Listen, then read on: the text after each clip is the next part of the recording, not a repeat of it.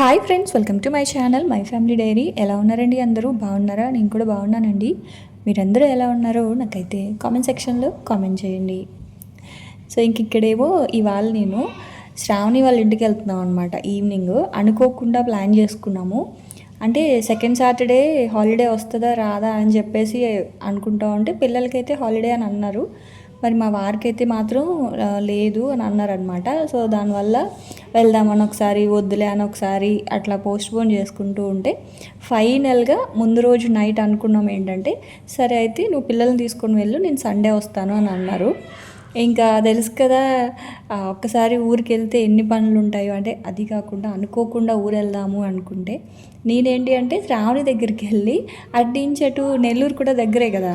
So ఏలూరుతో పోలిస్తే తెనాలి నుంచి నెల్లూరు దగ్గర కాబట్టి అమ్మోళ్ళింటికి కూడా వెళ్ళేసి వచ్చేద్దాం పనిలో పని అని ప్లాన్ చేసుకున్నాను. మా వారేమో సరే అయితే నీ ఇష్టం, ఒక 2 days వెళ్ళేసి వచ్చేయలే అని అన్నారు. సో ఇప్పుడు ఏంటి అంటే అనుకోకుండానే శ్రావణి వాళ్ళ ఇంటికి అలాగే అమ్మోళ్ళింటికి వెళ్తున్నాను అనమాట. కాబట్టి ఇంకా మా వారైతే రారు కదా. సో తనకి ఫుడ్ అది ప్యాక్ చేయాలి కాబట్టి ఒక 2-3 కూరలు అయితే వండుతూ ఉన్నాను. ఇంకా శ్రావణి దగ్గరికి వెళ్తున్నాను కదా. గౌతమ్ భూమికి కేక్స్ అంటే పిచ్చి, ఎంత ఇష్టం అంటే వాళ్ళకి కేక్స్ అంత ఇష్టం అనమాట. సరే ఇంకా బయట కొనడం ఎందుకులే అని చెప్పేసి ఇంకా నాకేంటి అంటే నాకు ఇలా ఒంట్లో వండితే అదొక సాటిస్ఫాక్షన్ అనమాట. అందుకని చెప్పేసి కేక్ అయితే చేస్తూ ఉన్నాను. మామూలు ప్లెయిన్ కేక్ అనమాట. అయితే మీకు చాలాసార్లు రెసిపీ అయితే షేర్ చేశాను కదా, అందుకని చెప్పేసి ఇంకా ఆ రెసిపీ అయితే ఏం షేర్ చేయట్లేదు. ఇంకా ఈవినింగ్ స్నాక్స్ అయితే పిల్లలకి ఆ కేక్సే ఇచ్చేస్తున్నాను, ఇంక వేరే ఏం వండట్లేదు. యాక్చువల్గా జంతికలు చేద్దాము, చెక్కలు చేద్దాం అనుకున్నానండి. శ్రావణి అనింది ఇప్పుడు అంత పని పెట్టుకోకూడదు, అలసిపోతావు, ఇక్కడికి వచ్చాక చేసుకుందాంలే అనింది.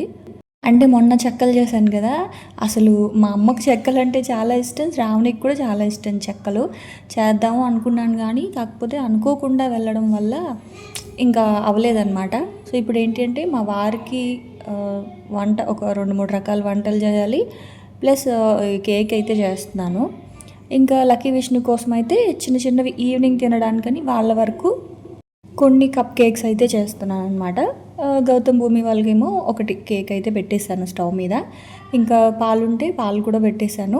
ఇప్పుడు ఏంటి అంటే ఎగ్ కర్రీ చేస్తున్నానండి. చెప్పాను కదా, నేను సండే వరకు శ్రావణి దగ్గర ఉండి మండే ట్యూస్డే అమ్మోళ్ళ దగ్గర వెళ్ళి అక్కడ ఒక 2 days ఉండేసి మళ్ళీ వచ్చేస్తాను. ఎక్కువ రోజులు ఏమి ఉండను, ఎందుకంటే మళ్ళీ పిల్లలది స్కూల్ పోద్ది కాబట్టి.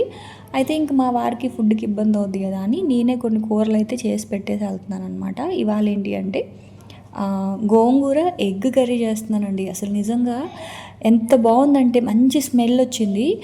కింద పద్మిని గారికి ఇచ్చాను, ఆవిడైతే నాకు అసలు ఎంత మంచిగా మెసేజ్ పెట్టారు, కర్రీ చాలా బాగుంది భారతి అని చెప్పి. అంటే నేను ఎగ్ వేయడం వల్ల టేస్ట్ చేయలేదు కానీ ఇంకా అక్క అయితే చెప్పారనమాట చాలా బాగుంది కర్రీ అయితే అని చెప్పి. సో ఏం లేదు, సేమ్ మనం చికెన్ కర్రీ ఎలా అయితే వండుకుంటామో అలాగే, కాకపోతే గోంగూర వేసి చేశాను అనమాట. ఫస్ట్ అయితే ఆనియన్స్ ఫ్రై చేసుకున్నాను, ఉల్లిపాయలు బాగా వేగాక టమాటోస్ వేసాను ఒక పెద్ద సైజు ఉల్లిపాయ, ఒక 2 టమాటోస్ వేసాను. ఆ తర్వాత 1 స్పూన్ కారము, 1 స్పూన్ ధనియాల పొడి, తర్వాత సాల్ట్, ఒక 1/2 స్పూన్ గరం మసాలా అన్నీ వేసేసి ఆ మసాలాని బాగా ఫ్రై చేసేసుకున్నాను. తర్వాత ఇది గోంగూర ప్యూరీ అనమాట. గోంగూరని నేనేం చేస్తానంటే ఉడికించేసి ఒక్కొక్కసారి ఆయిల్లో ఫ్రై చేసి మిక్సీ చేసి పెట్టుకుంటాను, ఒక్కొక్కసారి ఉడికించేసి కొంచెం తాలింపు పెట్టి పెట్టుకున్నాను అనమాట. సో ఆ గోంగూర పులుసు కూడా అందులో వేసేసాను. మనం చూడండి గోంగూర చికెన్, గోంగూర మటన్ వండుకుంటాం కదా, సో అట్లాగా గోంగూర ఎగ్ కర్రీ అనమాట. నిజంగా చాలా బాగుంది టేస్ట్ అయితే, ఒకసారి ఖచ్చితంగా ట్రై చేయండి. సింపుల్గా ఇంకా ఇందులో ఎండు రొయ్యలు అలాంటివి వేసుకుంటే ఇంకా చాలా బాగుంటుంది. కాకపోతే మా వారు పెద్దగా తినరు, తను ఎండు చేపలు అవి, ఇంకా సో తన కోసం చేస్తున్నాను కాబట్టి ఎండు రొయ్యలు అట్లాంటివి ఏం వేయలేదు. సో ముందుగానే మనం ఆనియన్స్ ఫ్రై చేసుకునేటప్పుడే ఎండు రొయ్యల్ని కడిగేసి కాస్త ఫ్రై చేసుకొని కనుక చేసుకుంటే కర్రీ చాలా బాగుంటుందండి. సో ఇంకా కేక్ అయితే అయిపోయింది, కర్రీ అయితే సిమ్లో పెట్టాను, అదైతే ఉడుకుతూ ఉంది. ఇంక ఇక్కడ ఏంటి అంటే బంగాళదుంప ఫ్రై చేస్తూ ఉన్నాను.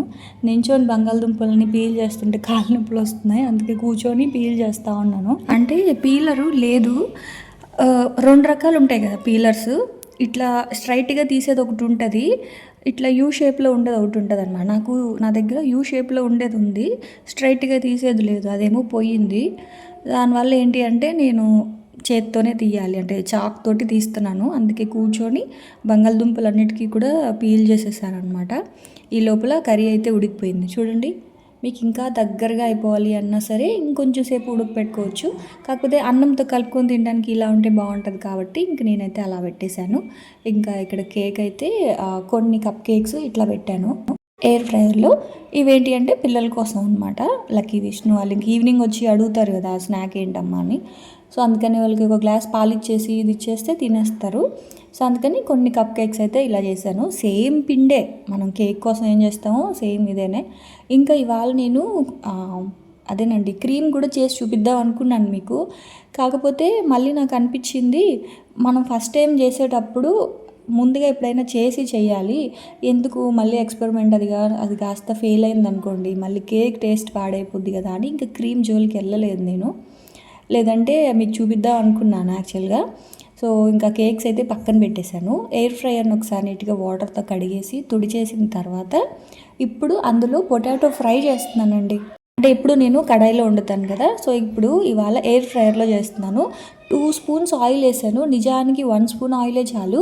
కాకపోతే ఏంటి అంటే అన్నంలో కలుపుకొని తినేటప్పుడు ఆ పొటాటోకి కాస్త ఆయిల్ ఉంటే కొంచెం కలుపుకొని మిక్స్ చేసుకొని తినడానికి బాగుంటుంది కదా, అందుకని ఒక 2 స్పూన్స్ ఆయిల్ వేసాను అంతే. ఇదిగోండి ఉల్లిపాయ బంగాళదుంప రెండు కలిపి ఎయిర్ ఫ్రైయర్లో పెట్టేశాను అనమాట. పెట్టేసి ఇట్లా పెట్టేస్తే అది మంచిగా ఇట్లా వేగింది కదా. వేగిపోయిన తర్వాత అందులో కారము, ఆరిగానో, ఉప్పు, పసుపు. నేను స్టవ్ మీద మీకు చాలాసార్లు చేసి చూపించాను కదా ఆరిగానో తోటి, సో అదే అనమాట ఇక్కడ. కాకపోతే స్టవ్ మీద కాకుండా ఎయిర్ ఫ్రైయర్లో చేస్తున్నాను. అలాగే దంచుకున్న వెల్లుల్లిపాయ లాస్ట్లో వేస్తే ఏంటంటే మంచిగా ఆ ఫ్లేవర్ బాగా వస్తుంది. అందుకే స్టార్టింగ్ వేయకుండా లాస్ట్లో వేస్తున్నానండి అంతే. కారము, ఆరిగానో, పసుపు, ఉప్పు, వెల్లుల్లిపాయ వేసేసుకొని మంచిగా ఇలా ఫ్రై చేసేసి ఎయిర్ ఫ్రైయర్లో ఇంకొక 5 మినిట్స్ పెట్టేస్తే పొటాటో ఫ్రై తక్కువ ఆయిల్ తోటి ఎంచక్క వేగిపోయిందో భలే ఉంది అసలు. నేనైతే కొంచెం పెట్టుకొని తినేసాను అన్నమాట, ప్లేట్లో ఉట్టిగానే తినేసాను, అంత బాగుంది.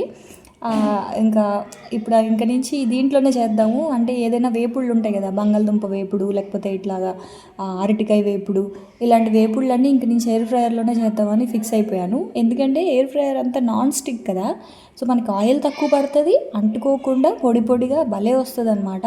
సో ఇంక నుంచి అదే దాంట్లోనే చేద్దాము అనుకుంటున్నాను. అలాగే ఇంకా కర్రీ అయితే అయిపోయింది. ఉదయం లంచ్ బాక్స్లోకి సాంబార్ అయితే పెట్టాను. సో సాంబార్ కూడా కాస్త ఎక్కువే చేశాను అనమాట. సో ఆ సాంబార్ ఉంది.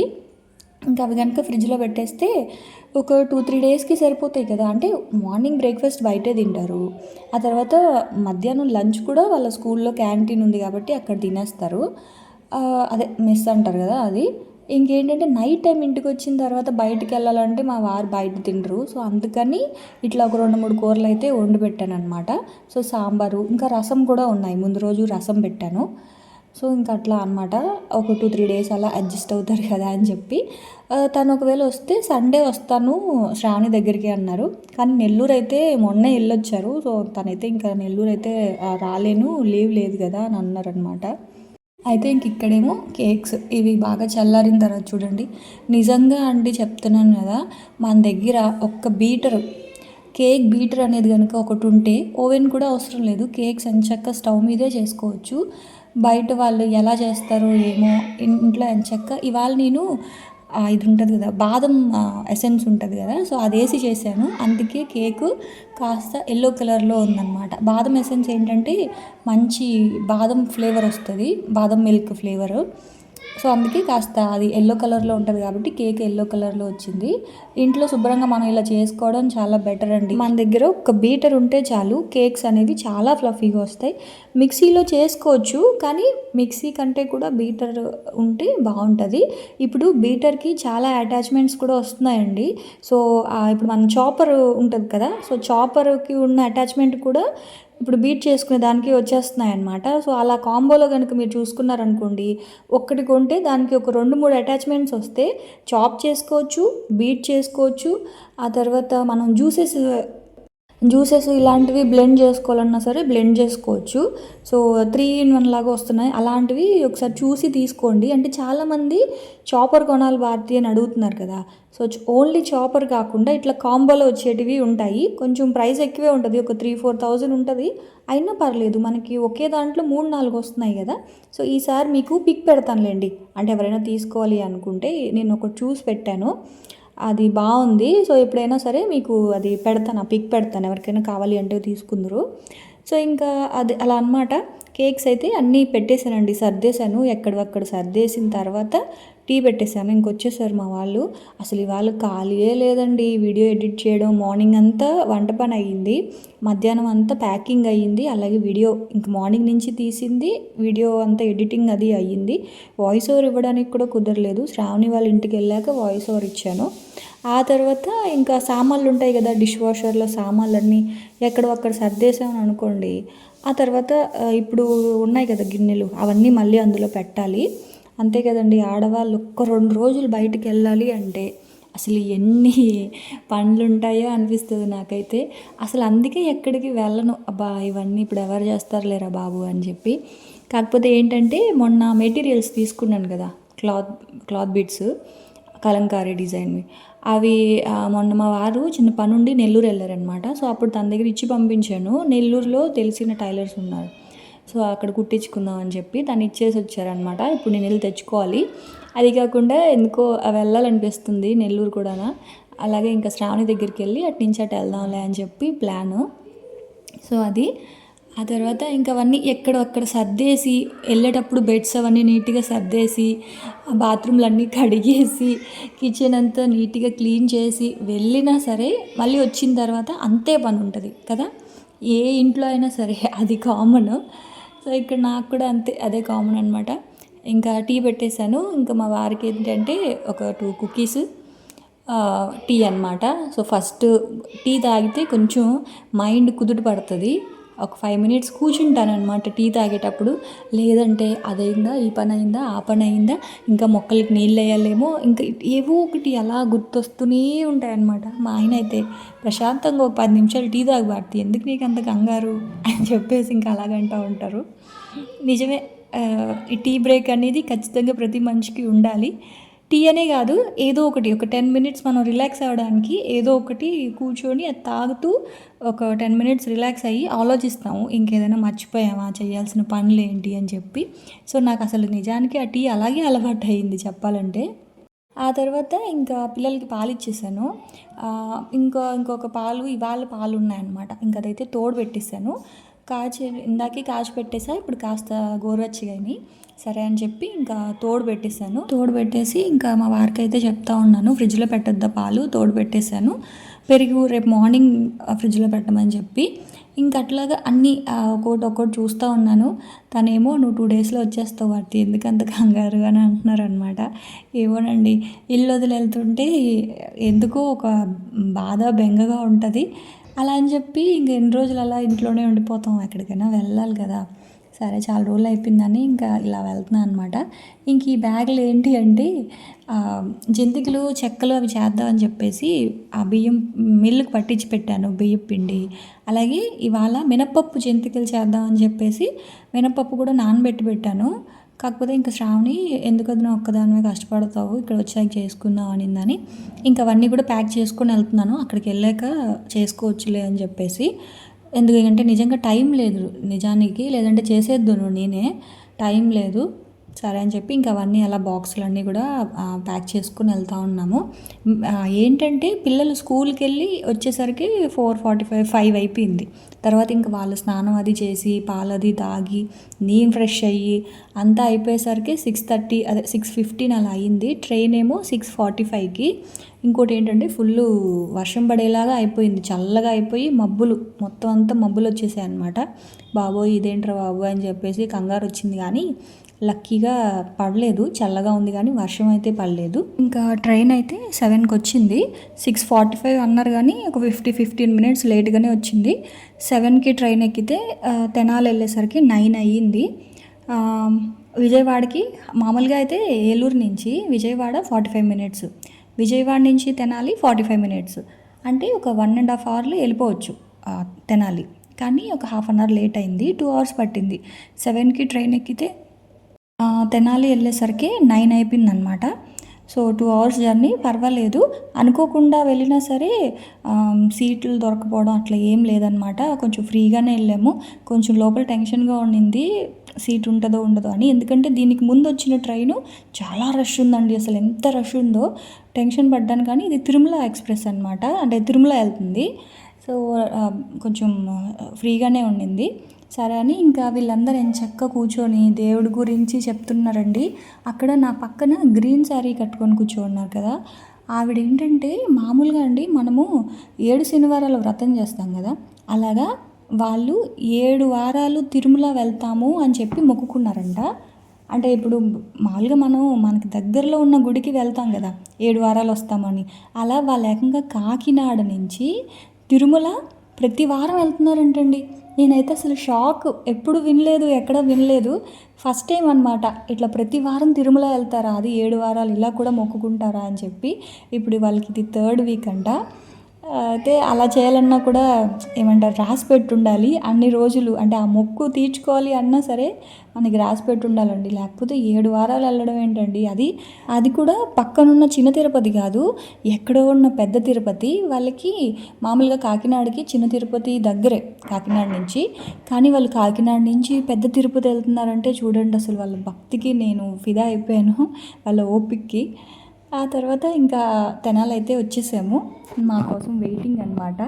ఇంటికి వచ్చేసరికి 9:20 అట్లా అయిపోయింది. స్టేషన్కి అయితే 9కి వచ్చేసాము తెనాలికి. అక్కడి నుంచి ఇంటికి వచ్చేసరికి ఇంకో 20 మినిట్స్ అయితే పట్టింది.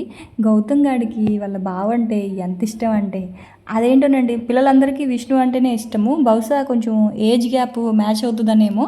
లక్కీతో ఆడతారు కానీ అంత ఎక్కువ ఆడరు, కానీ విష్ణు అంటే మాత్రం ఇంకా అసలు అంత ఇష్టం అనమాట.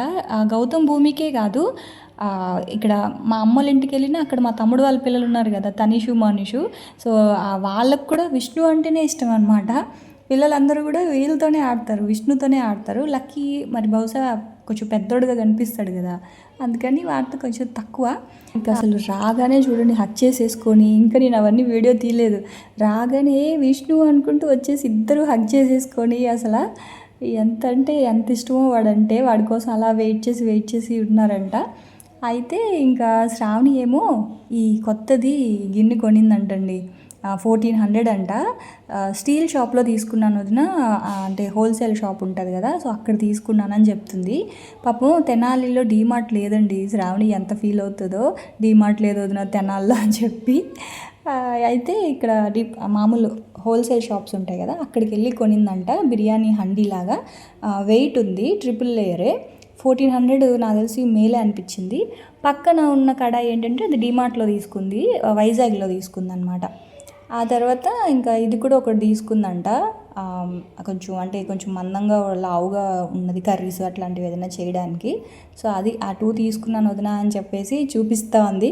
ఆడవాళ్ళకి కొత్త చీరలు కానీ లేకపోతే ఇట్లా కొత్తవి ఏమైనా కొనుక్కుంటే వెంటనే చూపించకపోతే ప్రశాంతత ఉండదన్నమాట. సో ఇంకా అలా రాగానే చూపిస్తుంది. బంగాళదుంప కర్రీ చేసేసి వెజ్ బిర్యానీ అయితే చేసిందనమాట. ఇంకా భోంచేసేసి పడుకోవాలి, లేట్ అయిపోయింది అప్పటికే, 9:30 10 అయిపోతుంది. ఇంటికైతే వచ్చేసాం. శ్రావణి ఏది అని అడిగారు కదా, శ్రావణి ఇక్కడ ఉంది. సో ఇక్కడితో బ్లాగ్ ఏం చేస్తాను, రేపటి బ్లాగ్లో మళ్ళీ కలుస్తాను. నేను ఏం మాట్లాడినా అది బాగా ఇప్పడదు, చాలా ఉందన్నమాట ప్రస్తుతానికి.